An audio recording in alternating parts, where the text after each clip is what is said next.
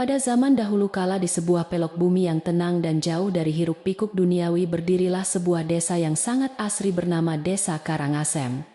Desa ini dikelilingi oleh pepohonan rindang dan persawahan hijau yang membentang luas seperti permadani alam yang tak berujung. Angin musim kemarau yang berhembus lembut selalu membawa aroma tanah kering dan dedaunan yang berguguran menciptakan suasana damai yang menyelimuti setiap sudut desa.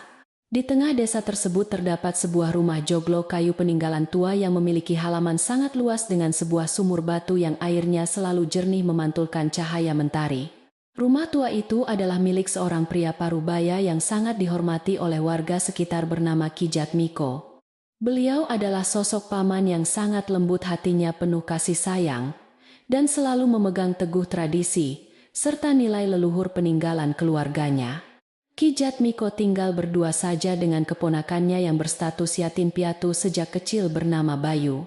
Sejak orang tua Bayu meninggal dunia karena sakit parah bertahun-tahun silam, Ki Jatmiko telah mengambil tanggung jawab penuh untuk membesarkan dan merawat anak itu, layaknya darah dagingnya sendiri dengan harapan kelak Bayu menjadi orang baik.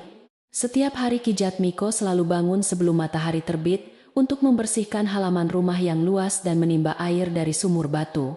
Beliau merawat setiap sudut rumah joglo itu dengan penuh dedikasi termasuk sudut tempat menjemur hasil panen dan dapur tradisional yang selalu terasa hangat oleh kepulan asap kayu bakar. Bagi Ki Jatmiko rumah dan tanah ini bukan sekadar harta benda biasa, melainkan sebuah amanah suci dari para leluhur yang harus dijaga keutuhannya, agar tidak jatuh ke tangan orang yang salah atau dijual demi kepentingan sesaat yang tiada arti. Bayu yang kini telah tumbuh menjadi seorang pemuda rupawan sayangnya, memiliki sifat yang jauh berbeda dari sang paman yang membesarkannya.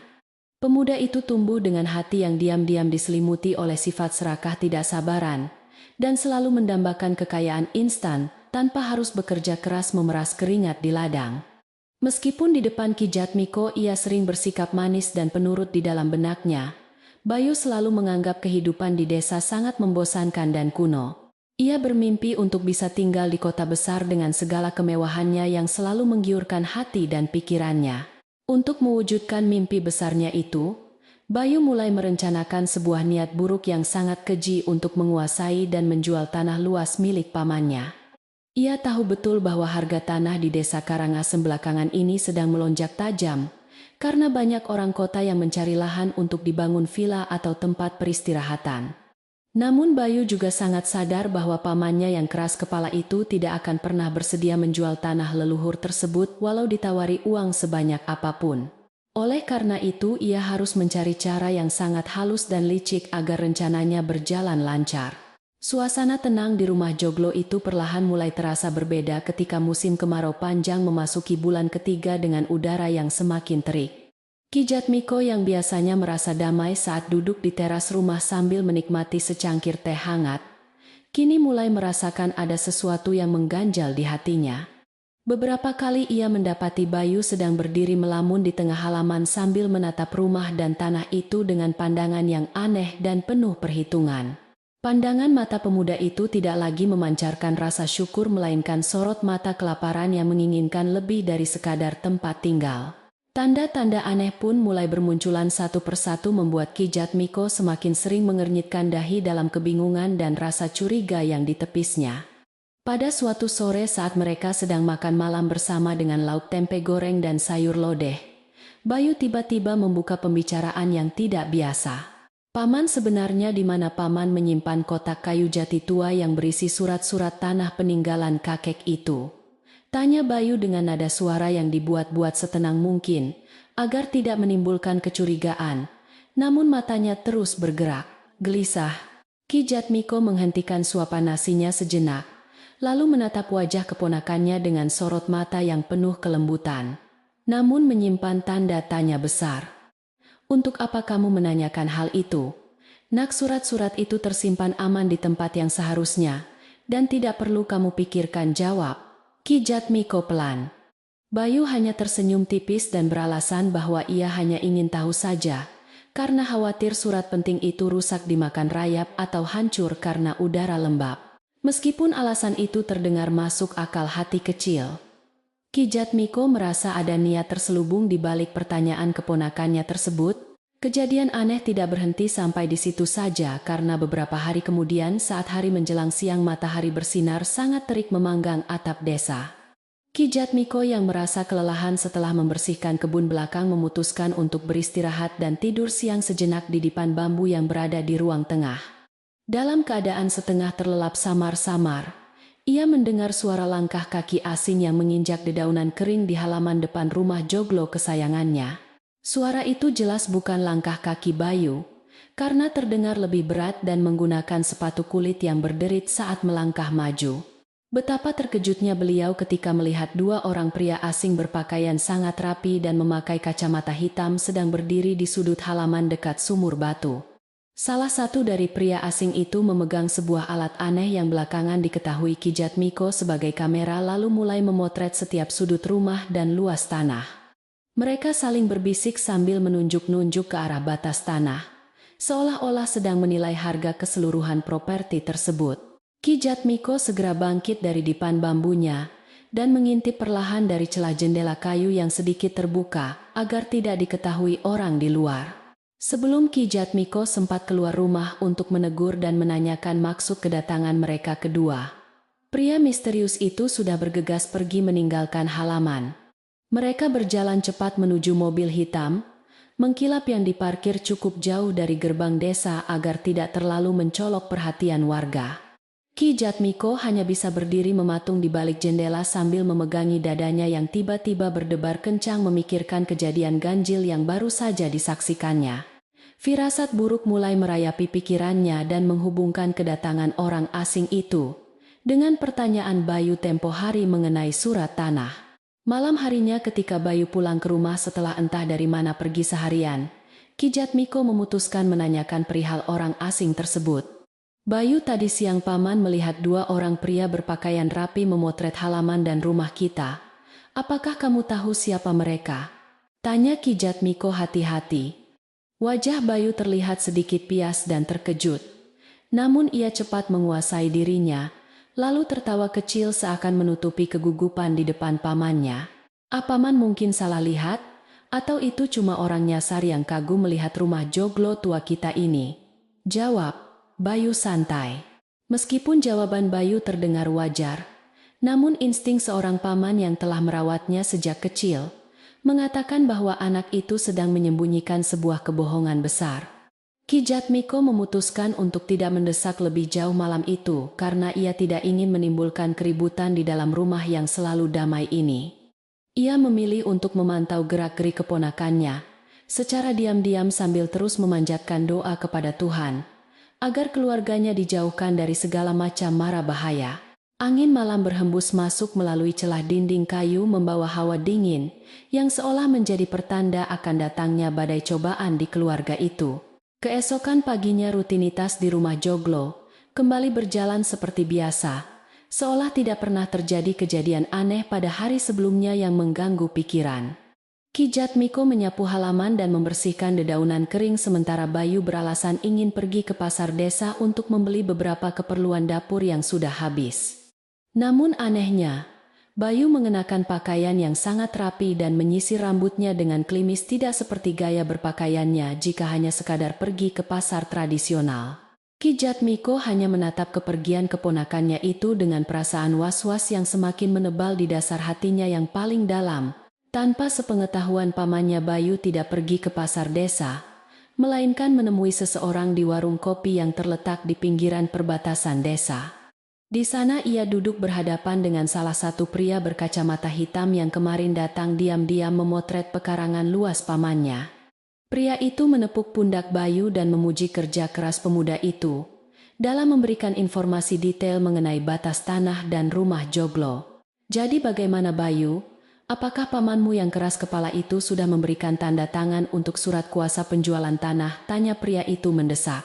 Bayu menggelengkan kepalanya dengan cepat lalu menyesap kopi hitamnya sambil tersenyum sinis memikirkan rencana licik yang sudah disusunnya matang-matang sejak beberapa minggu lalu.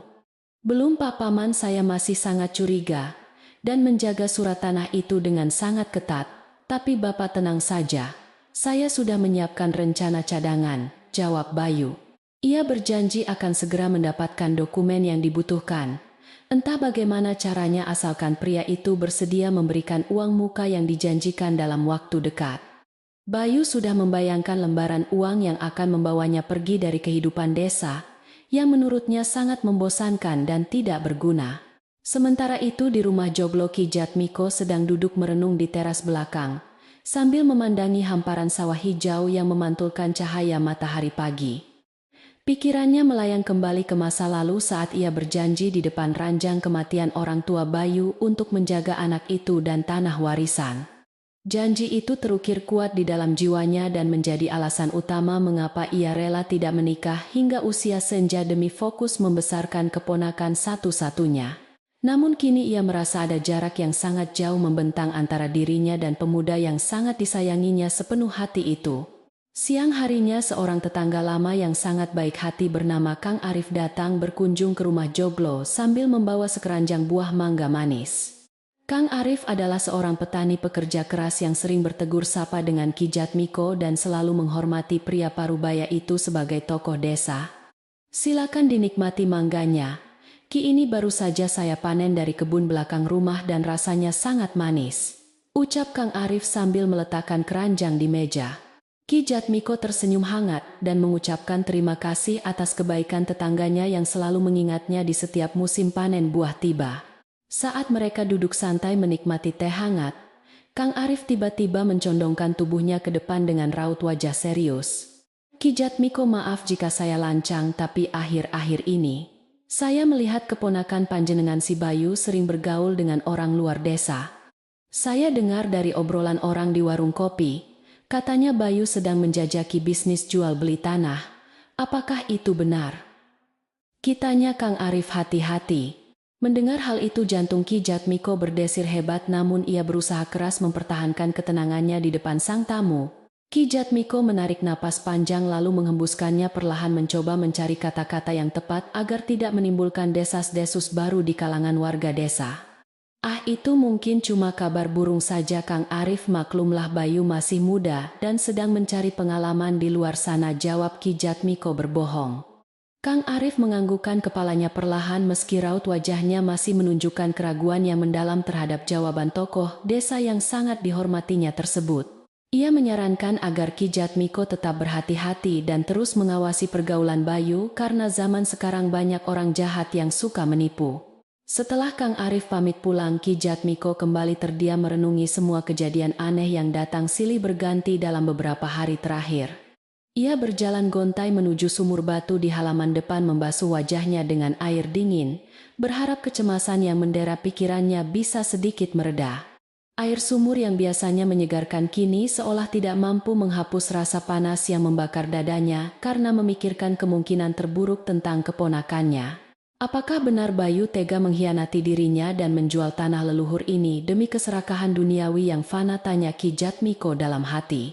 Sore itu cuaca mendadak berubah menjadi sedikit mendung, menutupi sinar matahari terik yang sejak pagi setia menyinari atap genteng rumah joglo tua tersebut.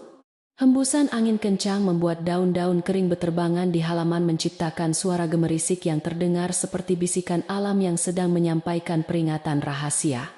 Ki Jatmiko berdiri mematung di sudut tempat menjemur hasil panen, menatap lurus ke arah pintu gerbang kayu yang mulai terlihat lapuk dimakan usia. Ia harus mencari kebenaran tentang niat Bayu sebelum semuanya terlambat dan tanah warisan ini benar-benar lepas dari pelukan keluarga selamanya. Menjelang waktu maghrib, Bayu akhirnya pulang dengan wajah cerah ceria seolah baru saja memenangkan lotre dengan jumlah hadiah yang sangat besar. Ia masuk ke rumah dan menyapa pamannya dengan nada riang gembira yang terdengar sangat berlebihan di telinga Ki Jatmiko yang menaruh curiga. Paman, hari ini masak apa? Perutku lapar sekali, seharian berkeliling pasar mencari barang pesanan paman yang ternyata sulit dicari, seru Bayu tersenyum lebar. Ki Jatmiko menatap wajah keponakannya dalam diam, menyadari betapa pandainya pemuda itu bersandiwara menyembunyikan rencana busuk di balik senyuman. Malam itu saat mereka duduk di ruang tengah sehabis makan, Ki Jatmiko memutuskan menyinggung sedikit masalah batas tanah leluhur keluarga mereka. Bayu, besok paman minta tolong temani paman memeriksa patok batas tanah di kebun belakang. Karena paman merasa ada patok yang bergeser, kata Ki Jatmiko santai. Mendengar permintaan itu raut wajah Bayu seketika menegang, dan ia terlihat salah tingkah mencari alasan untuk menghindari ajakan pamannya tersebut. Maaf paman, besok saya sudah ada janji penting dengan teman di desa sebelah jadi tidak bisa menemani paman, jawab Bayu terbata.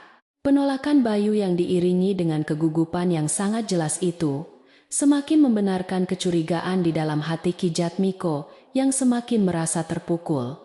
Ia sadar bahwa anak yatim piatu yang telah dibesarkannya dengan penuh kasih sayang dan pengorbanan kini telah dibutakan oleh keserakahan harta benda duniawi. Meski hatinya terasa hancur berkeping-keping, Ki Jatmiko bertekad tidak akan membiarkan warisan leluhurnya jatuh ke tangan para penjahat yang merusak keharmonisan desa. Dengan sisa kekuatan yang dimilikinya, pria parubaya itu bersiap menghadapi rintangan dan badai yang akan segera menghantam rumah joglo kesayangannya dalam waktu dekat. Keesokan harinya sinar matahari pagi kembali menyinari desa Karangasem dengan hangatnya, namun hawa dingin kecurigaan masih menyelimuti rumah joglo kayu tersebut. Bayu mulai melancarkan rencana jahatnya dengan lebih berani dan tanpa rasa segan sedikit pun terhadap pamannya yang sedang sibuk di ladang. Pemuda itu berjalan santai menuju warung kopi desa yang selalu ramai dikunjungi warga setiap pagi untuk saling bertukar cerita sebelum mulai bekerja. Di sana Bayu sengaja duduk di tengah kerumunan bapak-bapak dan mulai menghembuskan desas-desus bohong mengenai kondisi kesehatan Ki Jatmiko yang menurun. Dengan wajah dibuat-buat sedih dan suara yang sengaja dipelankan agar terdengar meyakinkan, Bayu menceritakan kebohongan besar kepada warga yang sedang minum kopi. Paman Jatmiko sekarang sudah sering lupa ingatan, dan badannya makin sakit-sakitan kalau malam hari selalu batuk parah, ucap Bayu memulai kebohongannya. Ia menambahkan bahwa pamannya sudah tidak sanggup lagi mengurus rumah joglo yang terlalu besar, serta kebun dan sawah peninggalan leluhur yang membutuhkan banyak tenaga ekstra. Para warga yang mendengar cerita itu hanya bisa saling berpandangan dengan raut wajah terkejut bercampur rasa kasihan. Bayu semakin bersemangat merajut kebohongan ketika melihat beberapa warga mulai percaya dengan cerita sedih yang baru saja ia karang dengan begitu mulus. Karena kondisinya yang semakin lemah itu, paman rencananya ingin menyerahkan semua urusan tanah kepadaku agar bisa segera dijual, tutur Bayu tanpa ragu. Menurut cerita bohongnya, hasil penjualan tanah itu akan digunakan untuk membeli rumah kecil di kota, agar Ki Jatmiko bisa berobat dengan mudah. Bayu menutupi keserakahannya dengan kedok keponakan berbakti yang ingin merawat pamannya di hari tua, padahal niat aslinya sangat bertolak belakang. Kabar burung itu dengan cepat menyebar dari mulut ke mulut menyusuri setiap lorong desa Karangasem, bagaikan angin kering yang membakar padang ilalang. Beberapa warga yang mudah percaya merasa bersimpati dan memuji sikap Bayu yang dianggap sangat bertanggung jawab terhadap nasib pamannya yang sebatang kara. Namun di sudut lain warung kopi itu Kang Arif duduk diam sambil mengernyitkan dahi mencerna setiap perkataan yang keluar dari mulut pemuda serakah itu. Ia teringat kembali obrolannya dengan Ki Jatmiko kemarin siang yang sama sekali tidak menunjukkan tanda-tanda pikun apalagi sakit parah. Insting Kang Arif sebagai petani yang sudah puluhan tahun mengenal Ki Jatmiko mengatakan bahwa ada sesuatu yang sangat tidak beres dalam cerita Bayu. Kemarin sore Ki Jatmiko masih sangat bugar, dan ingatannya setajam pisau saat membahas hasil panen mangga di kebun belakang gumam Kang Arif pelan. Ia menyadari bahwa pemuda yatim piatu itu sedang memainkan sebuah sandiwara kotor untuk mengelabuhi warga desa demi melancarkan niat terselubung menjual tanah leluhur. Kang Arif memutuskan untuk tidak langsung menegur Bayu, melainkan mencari waktu yang tepat untuk memperingatkan tokoh desa tersebut. Sementara itu, obrolan di warung kopi semakin ramai membahas kemungkinan desa Karangasem akan kehilangan salah satu rumah joglo tertua yang penuh sejarah. Jika tanah Ki Jatmiko benar-benar dijual, pasti akan dibangun vila mewah oleh orang kota yang tidak mengerti adat istiadat desa, celetuk seorang warga. Bayu yang mendengar komentar itu hanya tersenyum simpul, merasa bangga karena rencananya untuk membentuk opini publik perlahan mulai membuahkan hasil yang sangat memuaskan hatinya. Ia membayangkan koper berisi tumpukan uang kertas yang akan segera membawanya pergi jauh dari kehidupan pedesaan yang membosankan. Di saat yang sama nun jauh di rumah joglo tua Ki Jatmiko sama sekali tidak menyadari desas-desus yang sedang beredar di desa. Pagi itu beliau sedang duduk di dapur tradisional yang hangat ditemani oleh Mbah Rukmini, seorang tetangga sepuh yang sudah puluhan tahun menjadi sahabat keluarga. Mbah Rukmini adalah sosok perempuan bijaksana yang wajahnya dipenuhi keriput, namun memiliki pandangan mata yang sangat tajam dan peka terhadap segala perubahan lingkungan.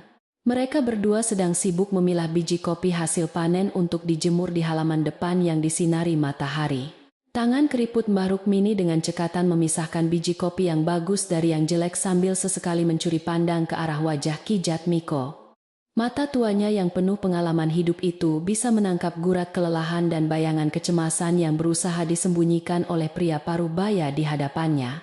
Suasana dapur yang biasanya dipenuhi tawa ringan dan cerita masa lalu kini terasa lebih sunyi, hanya terdengar suara gemerisik biji kopi yang jatuh ke tampah bambu. Mbah Rukmini menghentikan pekerjaannya sejenak, lalu menarik napas panjang bersiap menyampaikan firasat buruk yang mengganggunya. Jatmiko, jangan kau kira mata tuaku ini sudah rabun, sehingga tidak bisa melihat beban berat yang sedang menindih kedua pundakmu, ucap Mbah Rukmini pelan. Ki Jatmiko terdiam sejenak, tangannya kaku memegang segenggam biji kopi, sementara matanya menatap lekat-lekat ke arah perempuan sepuh yang sangat dihormatinya itu. Mbah Rukmini menyambung ucapannya dengan nada suara yang bergetar, namun penuh ketegasan, mengingatkan Ki Jatmiko akan bahaya yang sedang mengintai di dalam rumahnya sendiri. Keserakahan itu ibarat api yang membakar lumbung padi dari dalam, seringkali pelakunya adalah orang yang paling kita percaya. Tataplah kenyataan dengan mata terbuka, Jatmiko. Jangan kau tutup matamu terhadap kesalahan anak yang kau besarkan sendiri, karena keserakahan bisa membutakan hati manusia. Kalimat peringatan yang tajam dari Mbah Rukmini itu meluncur deras menghantam relung hati Ki Jatmiko, seperti petir yang menyambar di siang bolong. Beliau tertunduk lesu, tidak mampu membantah sepatah kata pun, karena apa yang diucapkan oleh perempuan bijaksana itu memang sejalan dengan kecurigaannya selama ini. Cinta kasih seorang paman rupanya telah dimanfaatkan oleh keponakannya sendiri sebagai senjata untuk merebut warisan yang seharusnya dijaga bersama. Mbah, saya memang merasa ada yang berubah dari sikap Bayu belakangan ini. Dia mulai berani menanyakan letak kotak surat tanah warisan, lirih Ki Jatmiko. Suaranya terdengar sangat parau, menahan rasa sedih dan kekecewaan yang sangat mendalam teringat janjinya kepada almarhum kakak kandungnya belasan tahun yang lalu. Mbah Rukmini mengangguk perlahan, raut wajahnya menyiratkan keprihatinan yang mendalam atas cobaan berat yang harus dihadapi oleh pria baik hati di usia senjanya. Kau harus bertindak tegas sebelum pemuda itu bertindak lebih jauh dan menjual harga diri keluarga ini ke tangan orang asing. Obrolan rahasia di dapur itu terhenti ketika terdengar derit pintu kayu depan terbuka, menandakan bahwa Bayu telah pulang dari warung kopi perbatasan desa. Pemuda itu berjalan masuk ke dapur dengan senyum ceria yang dibuat-buat seolah-olah ia adalah anak paling berbakti di seluruh penjuru desa. Wah, kebetulan sekali ada Mbah Rukmini di sini. Saya baru saja membelikan paman kue basah dari pasar untuk teman minum kopi, sapa Bayu ramah. Mbah Rukmini hanya membalas sapaan itu dengan senyum tipis yang dingin matanya, seolah mampu menembus topeng kepalsuan di wajah Bayu. Merasa suasana di dapur menjadi sedikit tegang dan tidak nyaman, Mbah Rukmini memutuskan untuk menyudahi pekerjaannya, memilah biji kopi dan segera pamit pulang. Ingat baik-baik pesanku tadi, Jatmiko, lindungi apa yang menjadi hak leluhurmu. Jangan sampai kau menyesal di kemudian hari, pesan Mbah Rukmini penuh makna. Bayu mengernyitkan dahi kebingungan mendengar kalimat tersebut, namun ia berusaha tidak peduli dan segera mengantar kepergian perempuan sepuh itu sampai ke halaman depan. Setelah Mbah Rukmini pergi, Bayu kembali masuk ke rumah dan meletakkan bungkusan kue di atas meja kayu dengan kasar. Paman rumah joglo ini rasanya sudah terlalu tua, dan banyak atap yang bocor. Kalau hujan turun uang kita tidak cukup untuk perbaikannya, keluh Bayu. Ia mulai melancarkan taktik berikutnya dengan mengeluhkan kondisi fisik rumah dan kebun agar pamannya merasa terbebani dengan biaya perawatan yang semakin mahal. Ki Jatmiko hanya menatap keponakannya itu dengan pandangan datar, mencoba mencari sisa-sisa kepolosan anak kecil yang dulu sering digendongnya menyusuri persawahan desa. Rumah ini masih sangat kokoh, Bayu, asalkan kita merawatnya dengan sepenuh hati, bukan dengan niat untuk menyingkirkannya, jawab Ki Jatmiko tenang. Jawaban tegas pamannya tidak membuat Bayu menyerah. Ia justru semakin bersemangat mencari celah untuk melemahkan pertahanan hati pria parubaya yang keras kepala itu. Tapi paman, di kota sana kehidupan jauh lebih mudah, kita bisa tinggal di rumah modern yang bersih dan paman tidak perlu lelah bertani, bujuk Bayu. Ia sengaja melukiskan bayangan kehidupan kota yang serba nyaman dan mewah, berharap pamannya akan tergiur, dan akhirnya menyerahkan surat tanah yang sangat berharga tersebut. Namun, Ki Jatmiko sudah mengetahui niat busuk di balik kata-kata manis itu berkat peringatan keras dari Mbah Rukmini. "Sudahlah Bayu, paman mau pergi ke kebun belakang dulu untuk memeriksa saluran air yang mampet," ucap Ki Jatmiko memotong pembicaraan dan beranjak pergi. Begitu pamannya menghilang di balik pepohonan kebun, Bayu segera bergegas menuju kamar tidur pamannya dengan langkah mengendap-endap layaknya seorang pencuri amatir. Ia mulai menggeledah lemari pakaian, mencari kotak kayu jati tua yang menjadi incaran utamanya dengan harapan bisa menemukan dokumen berharga itu secepat mungkin. Nafasnya terengah-engah membongkar tumpukan baju dan kain sarung. Namun benda yang dicarinya seakan lenyap ditelan bumi, tidak berbekas sama sekali. Setelah 1 jam penuh membongkar kamar tanpa hasil, Bayu mengumpat kesal dan terpaksa merapikan kembali pakaian pamannya agar aksinya tidak ketahuan. "Sialan, di mana sebenarnya orang tua bangka itu menyembunyikan surat tanahnya?" rutuk Bayu dalam hati sambil berjalan keluar kamar dengan wajah ditekuk marah.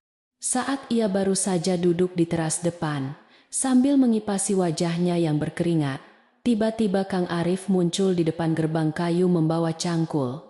Kang Arif sengaja mampir untuk melihat langsung keadaan Ki Jatmiko setelah mendengar desas-desus mengejutkan di warung kopi tadi pagi. "Loh, Kang Arif, ada perlu apa siang-siang begini mampir kemari?" "Paman sedang di kebun belakang," sapa Bayu, mencoba menutupi kegugupannya melihat tetangga. Kang Arif menatap pemuda itu dari atas ke bawah, mencatat pakaian rapi dan raut wajah gelisah yang sangat bertolak belakang dengan kondisi warga desa. "Ah, tidak apa-apa Bayu, aku cuma mau memastikan kesehatan pamanmu karena tadi pagi banyak orang bilang beliau sakit parah dan sudah pikun," sindir Kang Arif. Mendengar hal itu wajah Bayu seketika memucat karena tidak menyangka kebohongannya akan dikonfirmasi secepat ini. "Itu cuma omongan orang yang dibesar-besarkan Kang Paman. Memang agak kurang sehat tapi tidak sampai pikun parah," kilah Bayu dengan suara sedikit gemetar. Kang Arif tersenyum sinis dan melangkah maju mendekati anak muda yang sedang berdiri kaku di anak tangga teras rumah joglo tua tersebut. "Hati-hati kalau bicara Bayu, di desa ini dinding pun punya telinga dan kebohongan sekecil apapun pasti akan tercium baunya cepat atau lambat," ancam Kang Arif halus. Ia sengaja memberikan tekanan mental agar pemuda serakah itu menyadari bahwa warga desa tidak sebodoh yang ia pikirkan selama ini.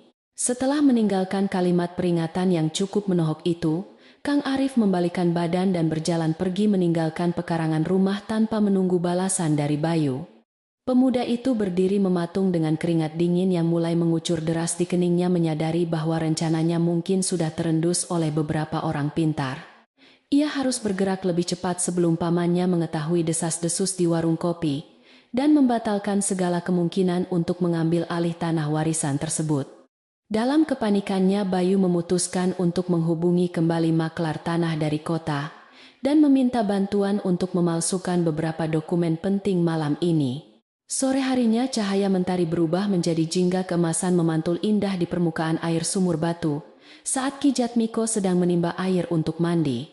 Beliau merenungkan kembali ucapan tajam Mbah Rukmini dan teguran halus Kang Arif yang menyiratkan ada bahaya besar sedang mengancam keutuhan keluarganya dari dalam.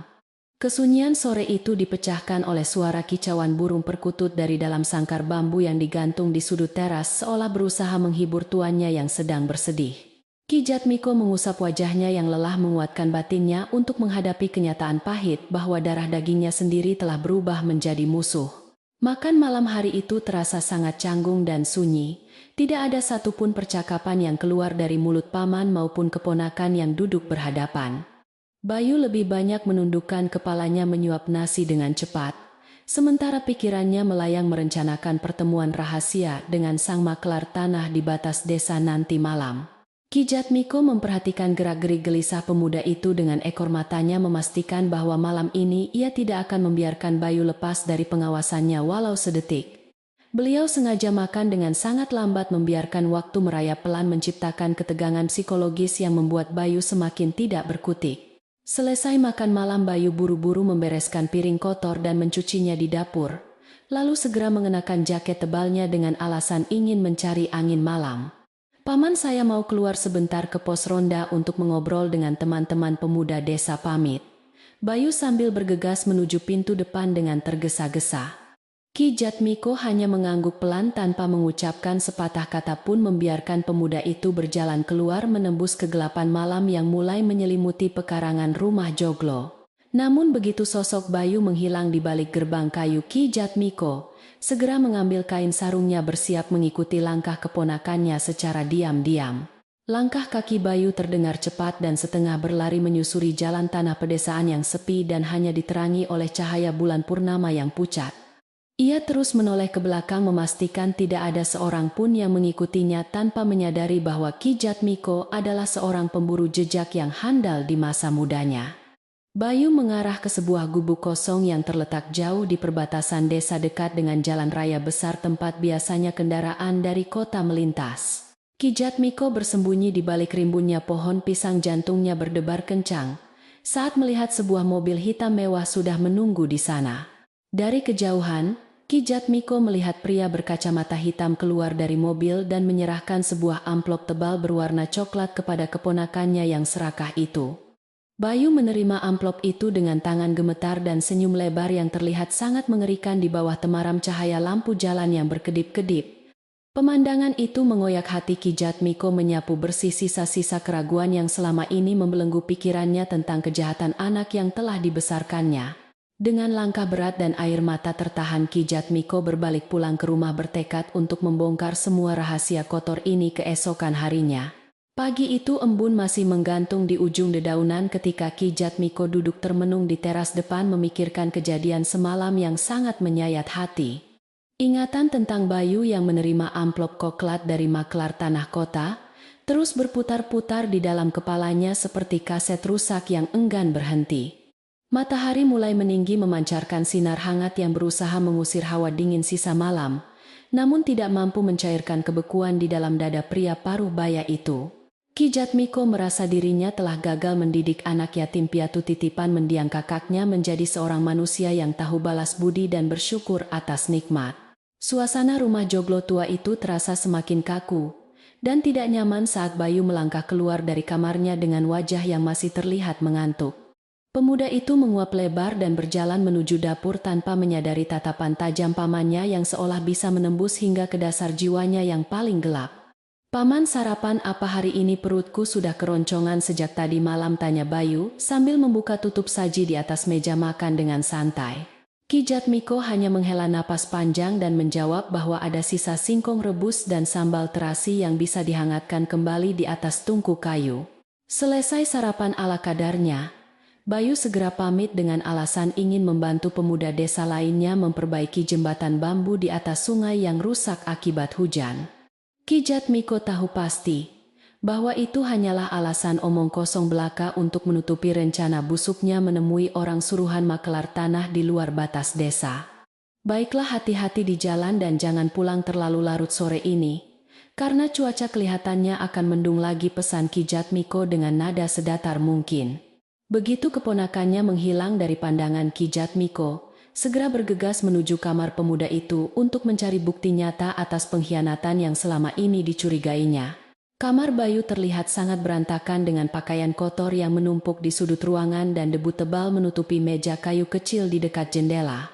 Ki Jatmiko mulai menggeledah setiap sudut kamar dengan sangat hati-hati agar tidak merubah posisi barang-barang dan membuat keponakannya curiga saat pulang nanti. Tangannya yang mulai keriput gemetar saat membuka laci meja yang terkunci, namun engselnya sudah agak longgar, sehingga bisa dibuka paksa dengan sedikit tenaga ekstra. Di dalam laci tersebut tersimpan banyak sekali kertas-kertas tagihan dan beberapa lembar brosur sepeda motor keluaran terbaru yang harganya sangat mahal. Napas Ki Jatmiko seakan berhenti saat ia menemukan sebuah map plastik berwarna merah terselip di bawah tumpukan majalah otomotif di dasar laci meja tersebut.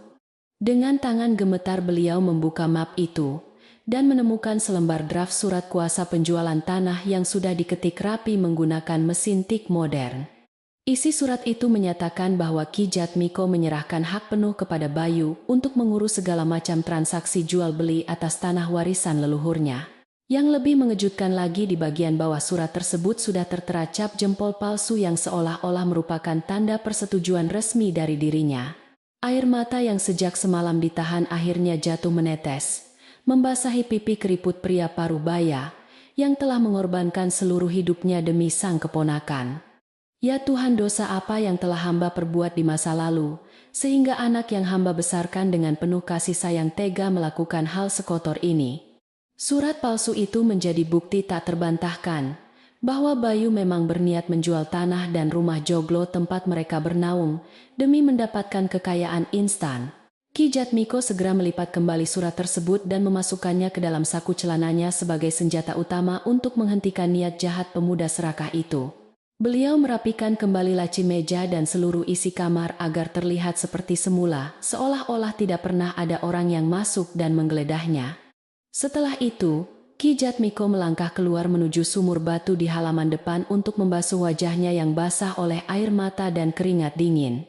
Sensasi dingin air sumur memberikan sedikit ketenangan pada pikirannya yang sedang kalut memikirkan cara terbaik untuk menyelesaikan masalah keluarga yang sangat memalukan ini. Beliau tidak ingin menggunakan kekerasan apalagi melaporkan darah dagingnya sendiri ke pihak berwajib, karena itu hanya akan mencoreng nama baik leluhur desa Karangasem. Saat matahari tepat berada di atas kepala, terdengar suara ketukan pintu dari arah gerbang kayu depan yang langsung memecah keheningan siang yang terik. Ki Jatmiko segera berjalan menyambut tamunya dan mendapati Kang Arif berdiri di sana dengan wajah yang sangat tegang dan napas terengah-engah seperti habis berlari. Maaf mengganggu waktu istirahat panjenengan Ki, tapi ada hal sangat penting yang harus saya sampaikan. Saat ini juga, ucap Kang Arif dengan suara tertahan. Ki Jatmiko mempersilakan tetangganya itu duduk di teras sambil menuangkan segelas air putih hangat untuk menenangkan napasnya yang masih sangat memburu. Setelah meminum air tersebut, Kang Arif mulai menceritakan apa yang baru saja ia saksikan secara tidak sengaja di warung kopi perbatasan desa tadi pagi. Ki Jatmiko, tadi saya melihat Bayu bertemu dengan seorang pria asing berpakaian necis, dan mereka sedang asyik membicarakan nominal uang yang sangat besar. Saya mendengar sendiri pria itu menjanjikan sisa pembayaran akan segera dilunasi jika surat kuasa asli yang sudah dicap jempol diserahkan besok pagi, jelas Kang Arif. Ia juga melihat Bayu menerima sebuah bungkusan kecil yang diduga berisi uang muka tambahan untuk memperlancar proses transaksi jual beli tanah tersebut. Mendengar laporan langsung dari Kang Arif, Ki Jatmiko hanya bisa tersenyum getir, sambil menatap nanar ke arah hamparan sawah di kejauhan yang mulai menguning.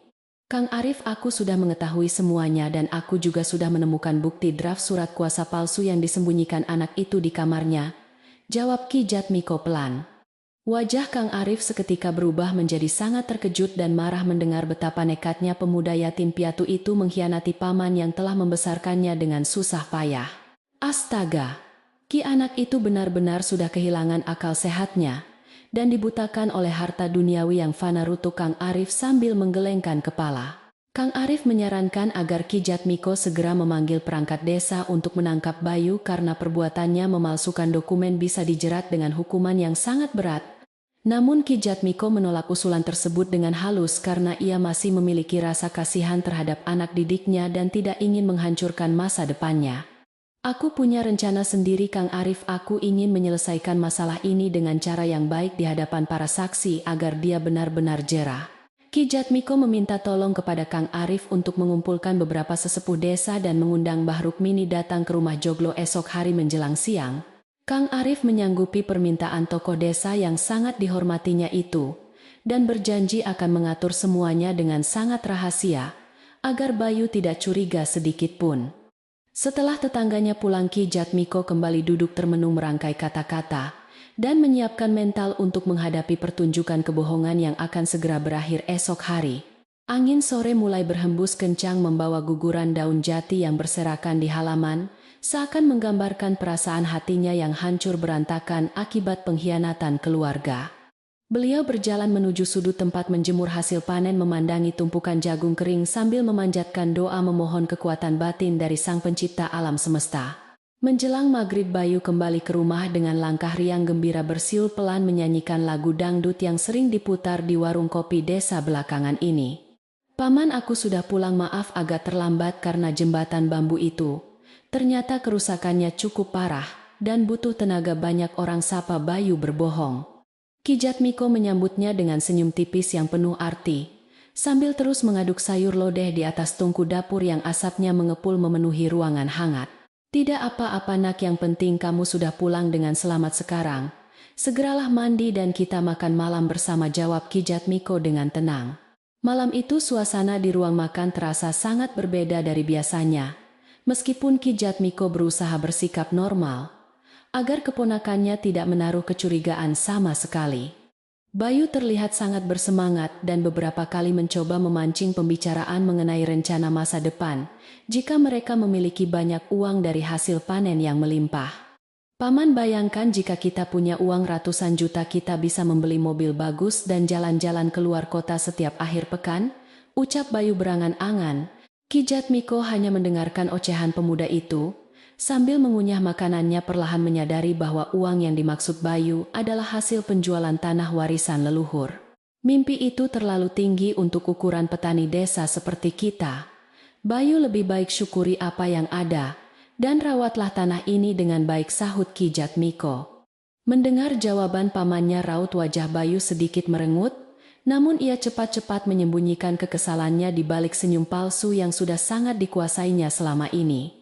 "Tenang saja Paman, suatu saat nanti aku pasti akan membuktikan bahwa kita bisa hidup enak tanpa harus berpanas-panasan di ladang setiap hari," balasnya angkuh. Ki Jatmiko tidak membalas lagi. Ucapan itu membiarkan keheningan mengambil alih suasana ruang makan yang diterangi oleh nyala lampu minyak yang berkedip-kedip. Setelah selesai makan, Bayu masuk ke kamarnya lebih awal dengan alasan badannya sangat pegal setelah seharian bekerja keras memperbaiki jembatan desa yang rusak. Namun Ki Jatmiko tahu pasti bahwa pemuda itu sedang sibuk menyiapkan surat kuasa palsu yang besok pagi akan diserahkan kepada maklar tanah dari kota. Di ruang tengah, Ki Jatmiko duduk bersila di atas tikar pandan tua, mengambil sebuah kotak kayu kecil dari dalam lemari tempat ia menyimpan dokumen asli. Ia memeriksa kembali surat-surat tanah leluhur yang sudah rapuh termakan usia, memastikan semuanya lengkap untuk dijadikan bukti kuat dalam pertemuan besok siang. Malam semakin larut, suara jangkrik dan katak bersahut-sahutan dari arah persawahan menciptakan melodi alam yang selalu menemani malam-malam panjang di desa Karangasem. Ki Jatmiko tidak bisa memejamkan matanya sama sekali, pikirannya terus melayang memikirkan nasib keponakannya setelah rahasia besar ini terbongkar di depan seluruh warga desa. Beliau tidak membenci Bayu, melainkan merasa kasihan melihat jiwa muda itu diracuni oleh keserakahan dan janji manis orang kota yang pandai memutarbalikkan fakta. Dalam keheningan malam, pria parubaya itu kembali meneteskan air mata, berdoa agar ujian berat ini segera berlalu dan membawa hikmah bagi keluarganya. Keesokan paginya, ayam jago berkokok bersahut-sahutan menyambut datangnya hari baru yang akan menjadi penentu nasib rumah joglo dan tanah warisan keluarga Ki Jatmiko. Udara pagi terasa sangat dingin, namun matahari bersinar cukup cerah memberikan semangat baru bagi para petani yang mulai berbondong-bondong pergi menuju sawah. Ki Jatmiko sudah bangun lebih awal menyiapkan minuman hangat dan singkong rebus untuk menyambut kedatangan para tamu undangan khusus yang sudah dipesannya lewat Kang Arif. Ia membersihkan pendopo rumah dengan sangat teliti, memastikan tempat itu layak digunakan sebagai lokasi untuk menggelar kebenaran yang selama ini tertutup rapat. Sekitar pukul 9 pagi, saat matahari mulai terasa menyengat kulit, Bayu keluar dari kamarnya dengan berpakaian sangat rapi lengkap dengan kemeja dan celana bahan. "Paman, aku mau pergi ke balai desa sebentar. Ada urusan pendaftaran pemuda Karang Taruna yang harus diselesaikan pagi ini," pamit Bayu dengan sangat meyakinkan. Ki Jatmiko menatap pemuda itu dengan pandangan tajam, lalu mengangguk pelan mengizinkan keponakannya pergi menemui maklar tanah yang pasti sudah menunggu di tempat rahasia. "Pergilah Bayu, tapi pastikan kau kembali ke rumah sebelum waktu zuhur karena paman mengadakan acara kumpul kecil-kecilan," pesan Ki Jatmiko penuh misteri. Bayu sempat mengerutkan kening mendengar pesan pamannya, Namun ia terlalu bersemangat memikirkan uang pelunasan, sehingga tidak terlalu mempedulikan peringatan halus tersebut dan bergegas pergi. Sepeninggal Bayu, suasana rumah joglo kembali sepi, namun tak lama kemudian, Kang Arif datang bersama Mbah Rukmini dan dua orang pria sepuh tokoh desa. Assalamualaikum Ki Jatmiko. Kami datang memenuhi undangan panjenengan. Semoga hari ini kita bisa menyelesaikan masalah pelik ini dengan kepala dingin, sapa Kang Arif mewakili rombongan. Ki Jatmiko membalas salam mereka dengan senyum hangat dan mempersilakan para tamu kehormatan itu duduk bersila di atas karpet tebal di area pendopo depan. Mbah Rukmini menatap wajah Ki Jatmiko dengan pandangan penuh selidik, menyadari bahwa pria parubaya itu telah membulatkan tekadnya untuk menempuh jalan yang sulit. Wajahmu terlihat sangat lelah, Jatmiko, tapi sorot matamu memancarkan keberanian yang selama ini terpendam. Akhirnya kau sadar akan peringatanku tempo hari, ucap perempuan sepuh itu. Ki Jatmiko mengangguk hormat dan membenarkan ucapan Mbah Rukmini, memohon doa restu agar acara klarifikasi siang ini berjalan lancar tanpa harus terjadi kekerasan fisik. Saya hanya ingin menyelamatkan warisan leluhur dan menyadarkan anak itu dari kesesatannya. Mbah, semoga Tuhan mempermudah jalan kita semua, jawab Ki Jatmiko pasrah. Sambil menunggu kedatangan Bayu, Ki Jatmiko mulai menceritakan semua bukti yang telah ia kumpulkan, mulai dari penemuan draft surat kuasa hingga laporan Kang Arif. Para sesepuh desa mendengarkan cerita itu dengan seksama, sesekali menggelengkan kepala tanda tidak percaya bahwa seorang pemuda yang dibesarkan di desa bisa bertindak sekeji itu. Ini adalah masalah besar Jatmiko. Perbuatan memalsukan tanda tangan dan menjual tanah tanpa izin adalah pelanggaran adat yang sangat memalukan, tanggap salah satu sesepuh desa. Mereka sepakat untuk membantu Ki Jatmiko meluruskan masalah ini dan memberikan pelajaran berharga kepada Bayu agar tidak mengulangi perbuatannya di masa depan nanti.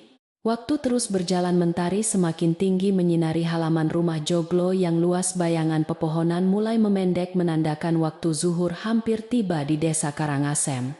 Suasana di pendopo terasa sangat tegang. Setiap orang menunggu dengan dada berdebar, menanti kemunculan sosok pemuda yang telah mengacaukan kedamaian keluarga Ki Jatmiko tersebut. Tak lama kemudian terdengar suara deru mesin mobil mewah yang berhenti perlahan tepat di depan gerbang kayu pekarangan rumah, membuat semua mata serempak tertuju ke sana. Dari balik kemudi turunlah pria berkacamata hitam diikuti oleh Bayu yang berjalan angkuh, memegang sebuah map merah, bersiap menghadapi takdirnya yang tak terduga. Kejutan besar menanti Bayu saat ia melangkah masuk ke halaman dan melihat pamannya tidak sedang duduk sendirian, melainkan dikelilingi oleh para tokoh penting desa. Langkah kakinya seketika terhenti. Senyum kemenangannya memudar digantikan oleh raut wajah pucat pasi yang menyiratkan ketakutan luar biasa melihat formasi orang di pendopo tersebut. Pria asing yang bersamanya juga tampak bingung melihat keramaian itu, namun tetap memaksakan diri melangkah maju dengan gaya sok berkuasa khas orang kota besar. Ki Jatmiko bangkit berdiri menyambut kedatangan dua orang itu dengan tatapan mata setajam elang, bersiap mengakhiri sandiwara kotor yang telah merusak ketentraman rumah joglonya. Selamat datang di rumah kami Tuan, silakan duduk bergabung bersama para sesepuh desa. Saya rasa ada banyak hal yang harus kita luruskan hari ini, sapa Ki Jatmiko. Suaranya terdengar sangat tenang namun menggema kuat di sudut pendopo, menyiratkan wibawa seorang tuan rumah yang tidak bisa diremehkan oleh siapapun termasuk makelar licik itu. Bayu menelan ludah dengan susah payah. Tangannya gemetar memegang map merah berisi surat palsu, menyadari bahwa rencananya telah hancur berantakan sebelum sempat diresmikan sepenuhnya.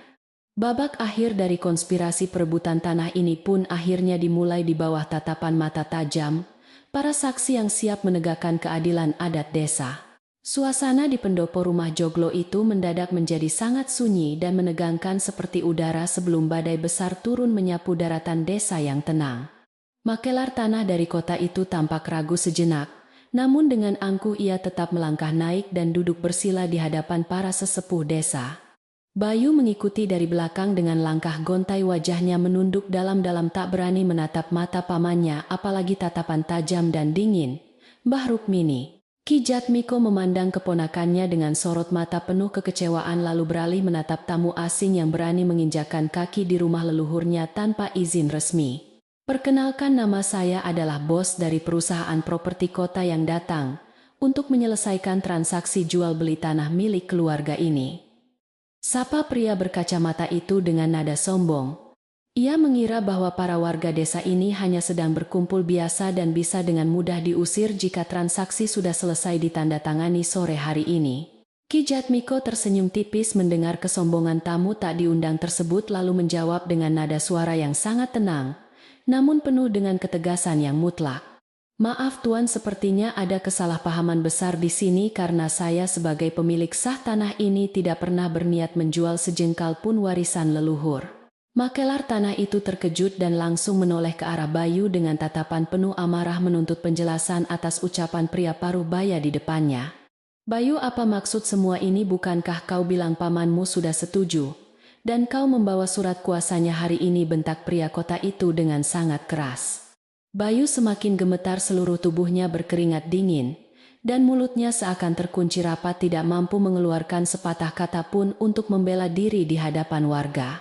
Ia memeluk erat map merah di dadanya seolah itu adalah satu-satunya pelindung dari kehancuran yang sudah menanti di depan mata kepalanya sendiri. Melihat keponakannya terpojok, Ki Jatmiko mengeluarkan selembar kertas dari saku celananya, lalu meletakkannya di tengah tikar pandan agar semua orang bisa melihatnya dengan sangat jelas.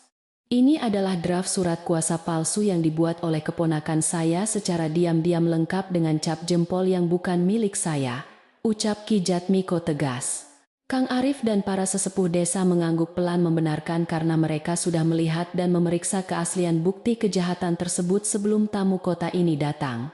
Makelar tanah itu membelalakan matanya, tidak percaya bahwa ia sedang berhadapan dengan jebakan yang dibuat oleh seorang pemuda desa yang sangat tidak berpengalaman.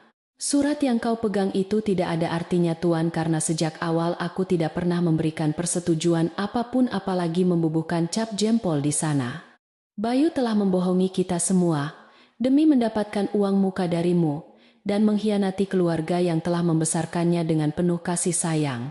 Lanjut Ki Jatmiko dengan nada sedih. Suaranya bergetar menahan rasa sakit di dada, teringat kembali pengorbanan masa lalunya yang kini dibalas dengan air tuba oleh anak mendiang kakak kandungnya sendiri. Mbah Rukmini menatap tajam ke arah Bayu, yang semakin menundukkan kepala menyembunyikan wajahnya yang sudah pucat pasi bagaikan mayat hidup tanpa aliran darah. Pria dari kota itu langsung merampas map merah dari tangan Bayu dan merobeknya dengan kasar, merasa sangat dipermalukan di hadapan penduduk desa yang bersahaja. Kau benar-benar anak muda yang kurang ajar, berani-beraninya kau menipu perusahaanku dan membuatku membuang waktu berharga datang ke desa terpencil ini, teriak makelar itu murka. Ia menunjuk wajah Bayu dengan telunjuknya yang gemetar karena menahan emosi siap meledak, sementara para sesepuh desa tetap duduk tenang mengamati pertunjukan tersebut. Kang Arif bersiap siaga di tempat duduknya, berjaga-jaga jika tamu asing itu bertindak kasar atau menggunakan kekerasan fisik di rumah tokoh desa. Namun ada satu hal penting yang tampaknya kalian berdua tidak ketahui mengenai tanah pekarangan belakang yang membentang luas sampai ke batas sungai di ujung desa. Ki Jatmiko kembali bersuara memecah ketegangan dan mengalihkan perhatian semua orang kembali kepadanya dengan sebuah rahasia yang selama ini dijaga rapat oleh keluarga besarnya. Tanah yang rencananya akan kalian jadikan villa mewah itu sebenarnya bukanlah tanah milik pribadi saya yang bisa diperjualbelikan dengan bebas oleh siapapun di dunia ini. Penjelasan Ki Jatmiko membuat dahi makelar tanah berkerut tajam, sementara Bayu perlahan mengangkat wajahnya yang kebingungan mendengar fakta baru tentang tanah warisan tersebut. Tanah pekarangan belakang itu adalah tanah wakaf dari leluhur kami, yang secara sah diperuntukkan bagi kesejahteraan warga desa sejak puluhan tahun yang lalu secara turun-temurun. Surat aslinya tersimpan rapi di balai desa dan dilindungi oleh hukum adat maupun hukum negara, sehingga tidak akan pernah bisa dijual apalagi dipindah tangankan, jelas Ki Jatmiko. Para sesepuh desa mengangguk serempak membenarkan pernyataan tersebut karena mereka sendiri yang menjadi saksi saat penyerahan tanah wakaf itu dilakukan oleh kakek Ki Jatmiko dahulu kala. Jadi biarpun anak ini berhasil memalsukan 1000 surat kuasa, kau tetap tidak akan pernah bisa membangun apapun di atas tanah suci tersebut, Tuan. Mendengar kenyataan pahit itu, wajah makelar tanah seketika berubah merah pada menahan rasa amarah dan malu yang luar biasa karena merasa ditipu mentah-mentah. Ia menyadari bahwa transaksi bodong ini bukan hanya akan merugikan uangnya, tetapi juga bisa menjebloskannya ke dalam penjara jika pihak desa melaporkan kasus penipuan ini. Sialan kau Bayu, kau telah membuatku kehilangan uang muka yang sangat besar dan menjebakku dalam urusan hukum adat desa yang tidak ada ujungnya, maki maklar itu. Ia berdiri dengan kasar merapikan kemejanya yang kusut, lalu menatap pemuda malang itu dengan sorot mata yang menyiratkan ancaman sangat mengerikan tanpa ampun. Aku tidak mau tahu, pokoknya hari ini juga kau harus mengembalikan semua uang muka yang telah kuberikan padamu minggu lalu tanpa kurang 1 sen pun. Jika kau tidak bisa melunasinya sekarang juga, aku akan membawa preman untuk menghancurkan hidupmu dan menyeretmu ke penjara kota, ancam pria berkacamata hitam. Itu beringas. Bayu jatuh terduduk di atas tikar pandan menangis terseduh-seduh memohon ampun kepada tamu kota itu. Karena uang tersebut sudah habis digunakannya untuk berfoya-foya.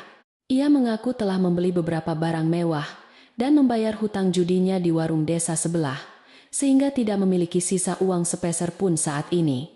Pengakuan Bayu mengenai uang yang dihabiskan untuk berjudi membuat Ki Jatmiko semakin terpukul dan menutup wajahnya dengan kedua tangan rentanya yang mulai gemetar menahan tangis.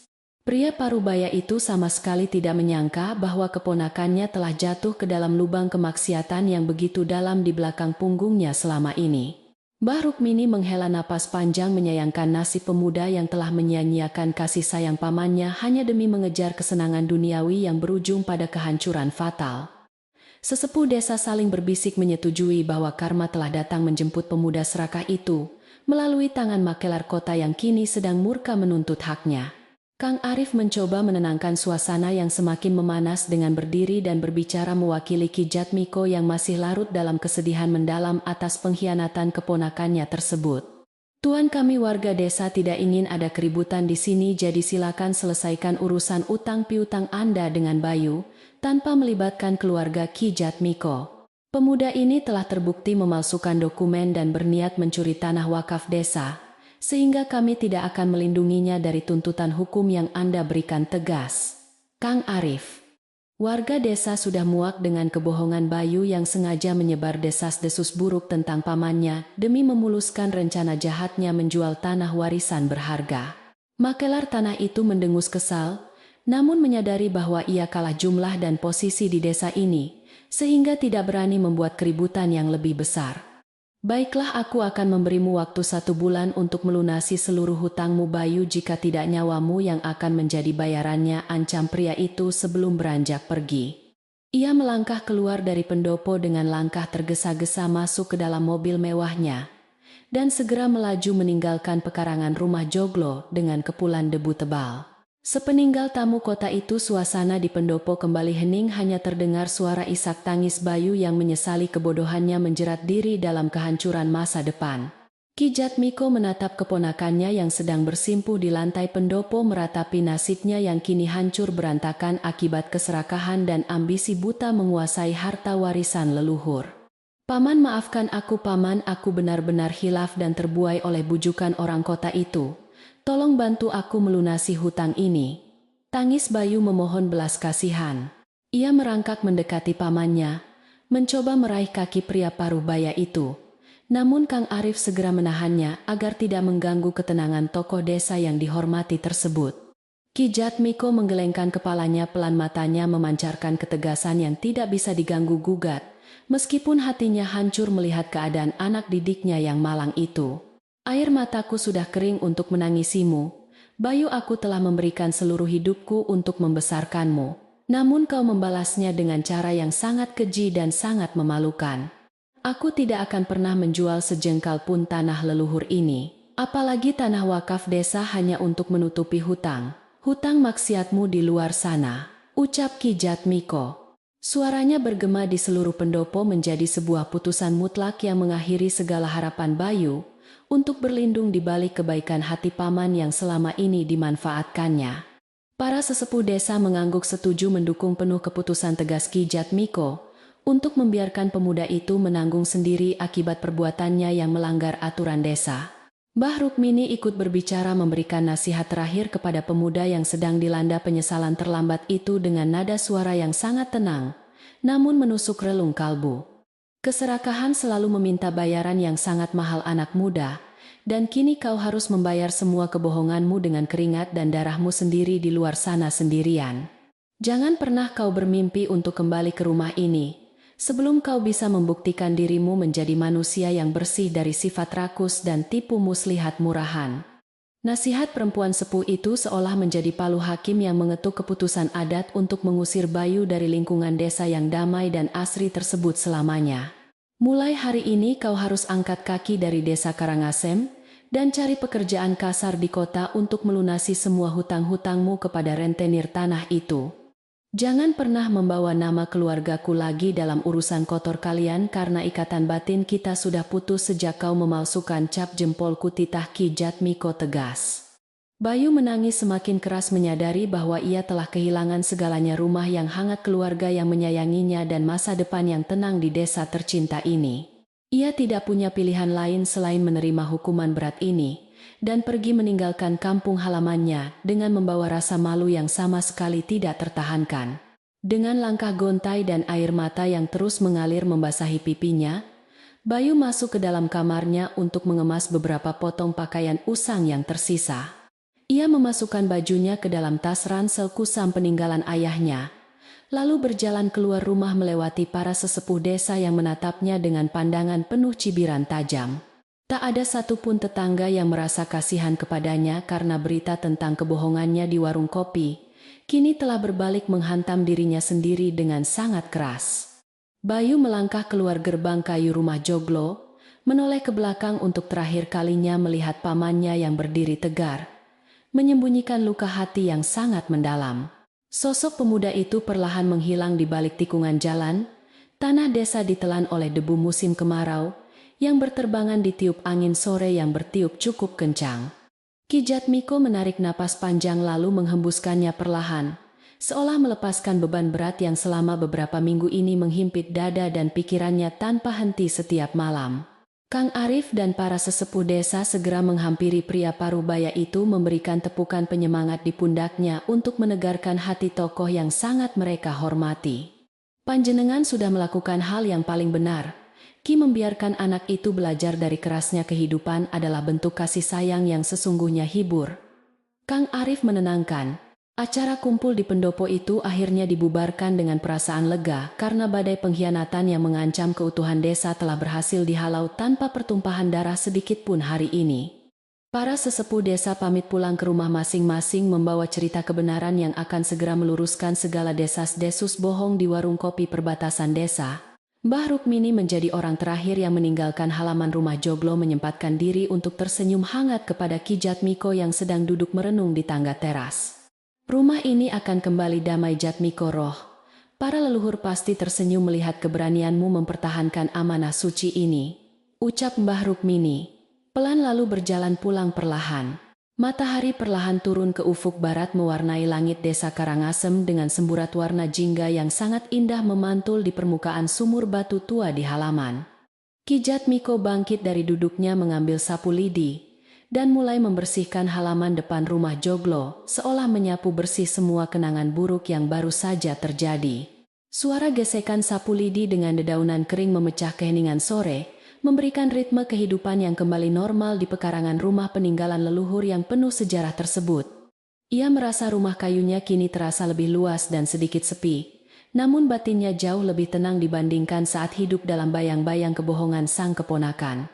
Meskipun hatinya masih berdenyut nyeri mengingat anak yang dibesarkannya kini harus menderita di luaran sana, Ki Jatmiko percaya bahwa Tuhan selalu memiliki rencana pelindung terbaik.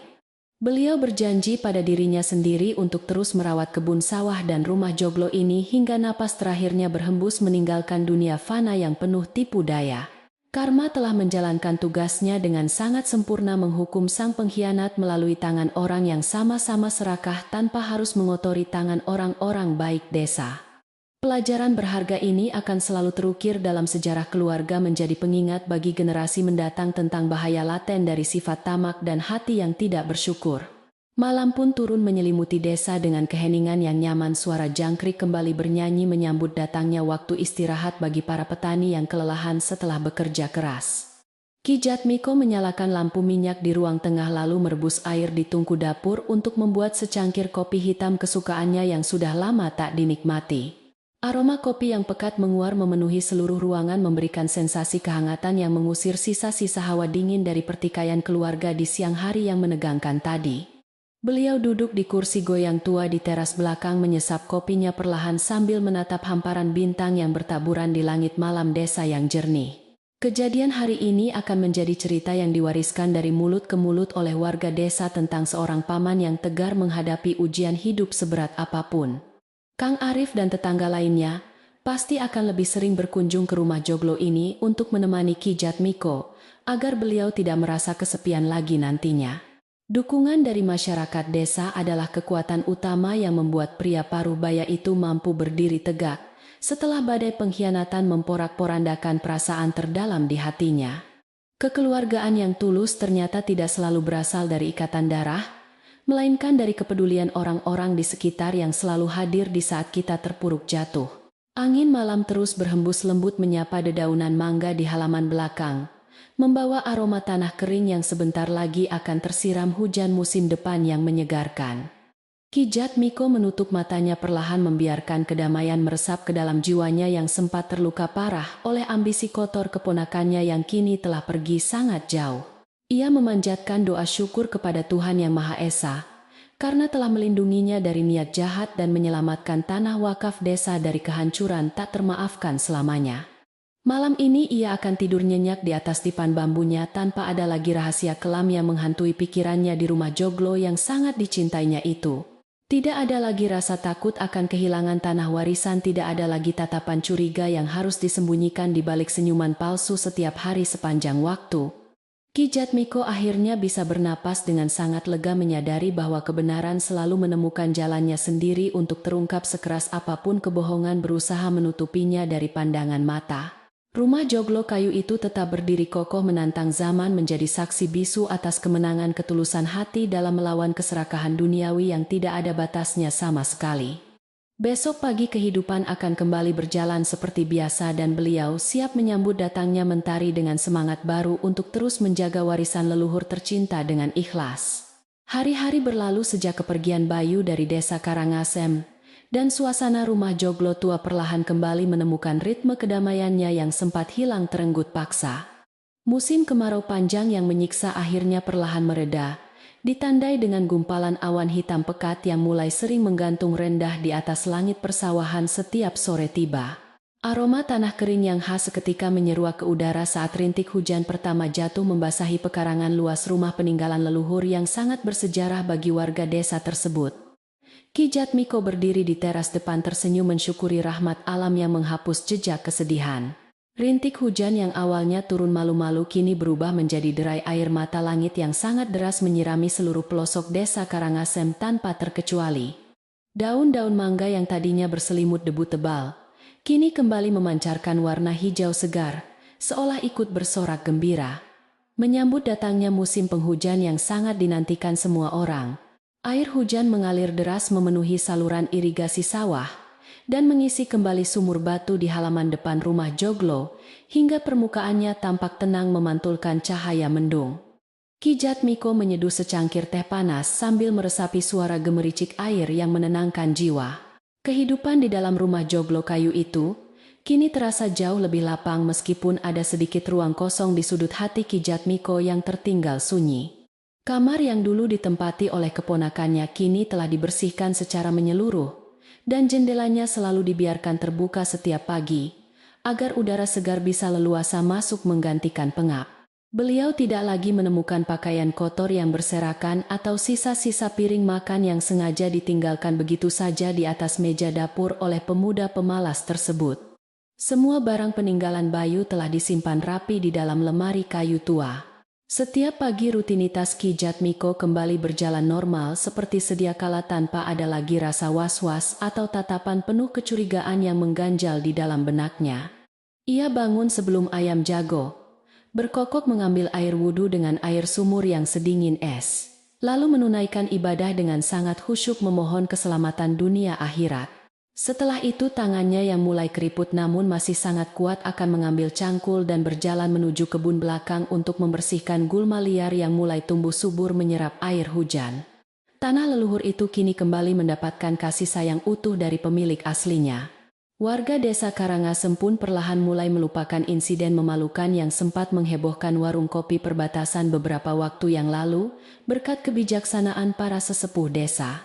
Mereka kini lebih sering mampir ke rumah Joglo sekadar untuk membawakan hasil panen, atau sekadar duduk minum kopi bersama Ki Jatmiko di pendopo depan rumah. Kang Arif menjadi tetangga yang paling rajin berkunjung membawakan pisang rebus hangat atau ubi manis dari kebunnya, untuk menemani tokoh desa itu menghabiskan waktu luang saat sore. Kehadiran para tetangga ini sangat membantu mengobati rasa sepi yang terkadang datang menyergap. Suatu sore saat hujan rintik-rintik masih membasahi halaman, Mbah Rukmini datang berkunjung dengan membawa rantang susun berisi sayur lodeh nangka muda kesukaan Ki Jatmiko. Perempuan sepuh itu melangkah pelan menyusuri teras rumah lalu duduk bersila di atas tikar pandan, sambil tersenyum hangat melihat tuan rumah yang sedang merajut jaring ikan. "Makanlah selagi masih hangat Jatmiko. Badanmu butuh gizi yang baik agar tidak mudah jatuh sakit di musim hujan seperti ini," sapa Mbah Rukmini dengan nada keibuan. Ki Jatmiko meletakkan pekerjaannya dan menerima rantang itu dengan perasaan haru yang luar biasa. Sambil menikmati hidangan sederhana, namun penuh makna itu, Ki Jatmiko dan Mbah Rukmini terlibat dalam obrolan ringan mengenai persiapan panen raya yang akan segera tiba. Mereka membahas bagaimana cuaca yang bersahabat tahun ini akan membawa keberkahan melimpah bagi seluruh petani di desa yang telah bekerja keras tanpa kenal lelah menggarap lahan. Mbah Rukmini sesekali mencuri pandang ke arah wajah pria parubaya itu, memastikan bahwa tidak ada lagi bayang-bayang kesedihan mendalam yang mengusik ketenangan batinnya sekarang. Ia melihat gurat kedamaian yang sudah lama hilang kini kembali menghiasi wajah Ki Jatmiko.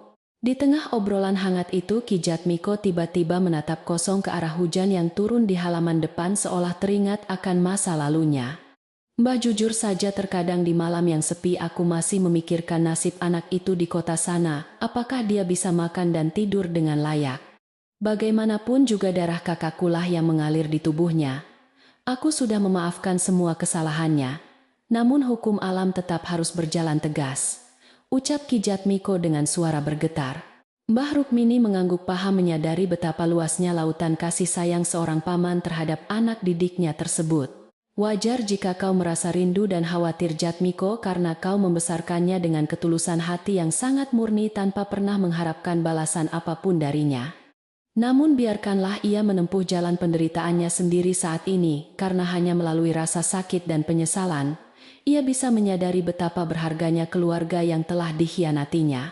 Doakan saja dari jauh agar Tuhan mengetuk pintu hatinya suatu hari nanti dan mengubah sifat serakahnya menjadi pribadi yang lebih bersyukur," hibur Mbah Rukmini dengan sangat bijaksana.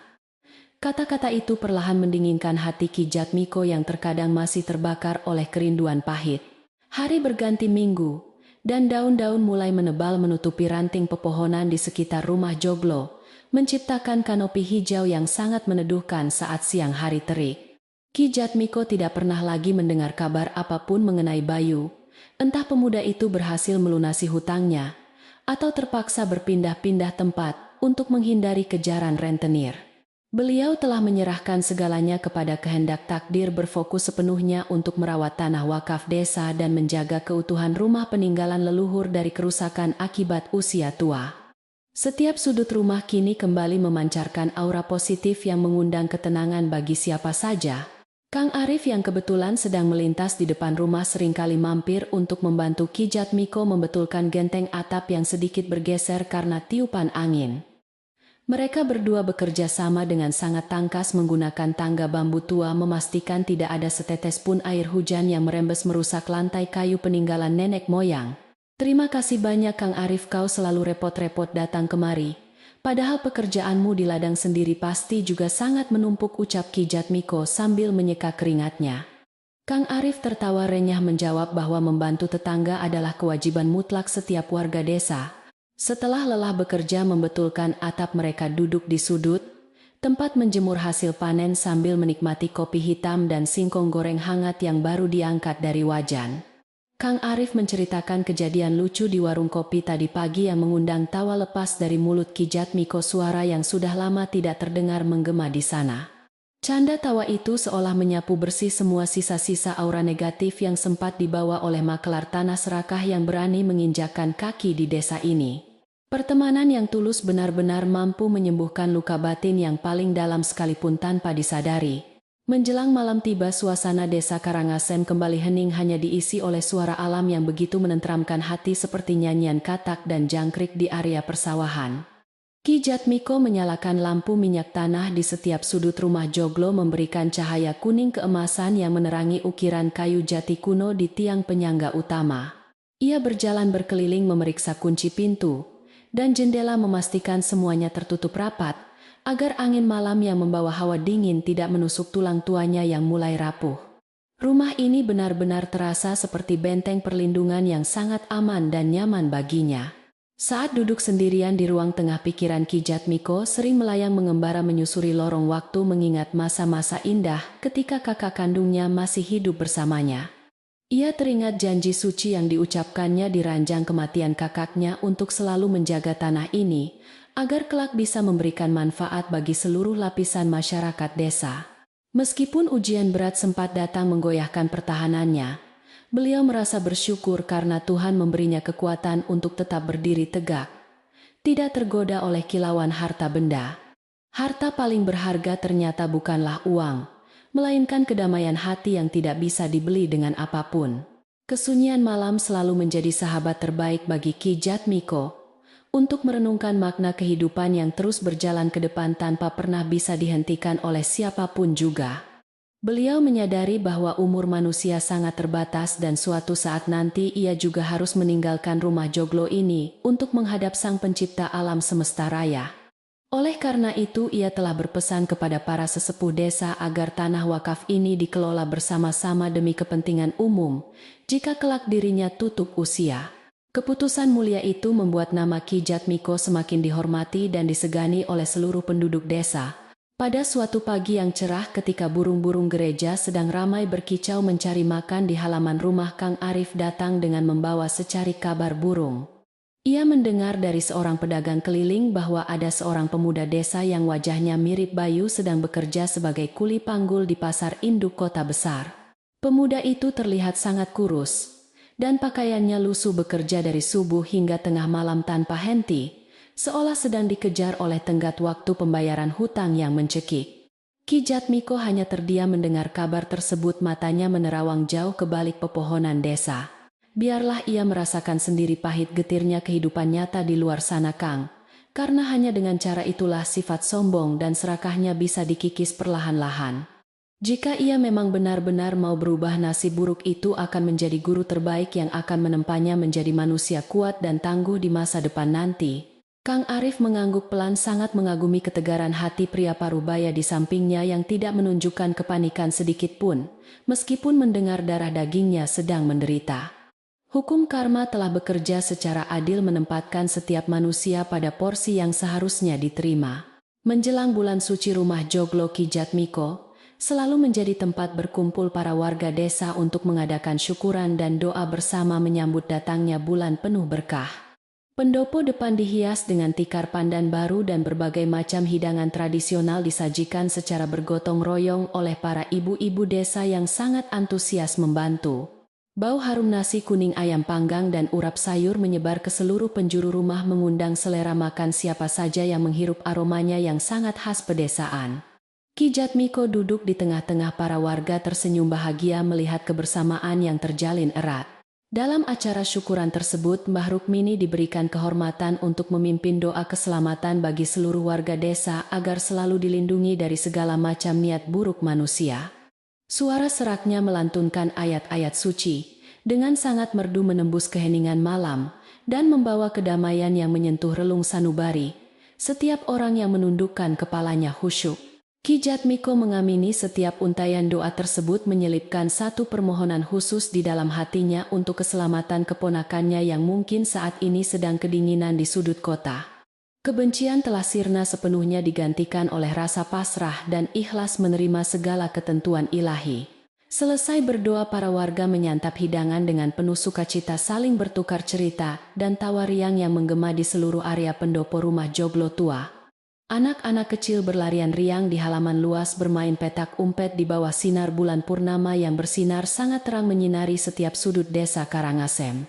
Pemandangan kehidupan malam yang penuh warna ini adalah bukti nyata bahwa kebahagiaan sejati tidak selalu berasal dari kemewahan harta, melainkan dari kesederhanaan dan kerukunan bertetangga. Ki Jatmiko membagikan sisa makanan kepada anak-anak dengan tangan rentanya yang selalu gemetar karena usia. Saat para warga mulai berpamitan pulang satu persatu meninggalkan pekarangan rumah, suasana kembali menjadi lengang. Namun tidak ada lagi rasa mencekam seperti bulan lalu. Kang Arif membantu merapikan sisa-sisa piring kotor dan tikar pandan, memastikan rumah kembali bersih sebelum ia melangkah pulang menuju kediamannya di ujung jalan desa.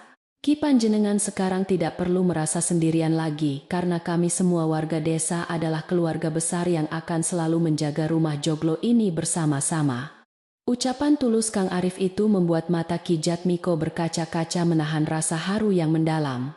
Terima kasih Kang Arif. Aku merasa sangat bersyukur dikelilingi oleh orang-orang baik, seperti kalian yang tidak pernah lelah memberikan dukungan di saat aku terjatuh. Semoga persaudaraan kita ini tetap terjaga selamanya hingga anak cucu kita nanti, agar desa Karangasem selalu menjadi tempat yang damai dan tentram sepanjang masa, jawabnya. Kang Arif menepuk pelan pundak Ki Jatmiko, lalu berjalan keluar gerbang kayu melambaikan tangannya sebelum menghilang di balik kegelapan jalan desa yang dinaungi pohon rindang. Ki Jatmiko mengunci gerbang itu dengan senyum mengembang di bibirnya, merasa sangat tenang malam ini.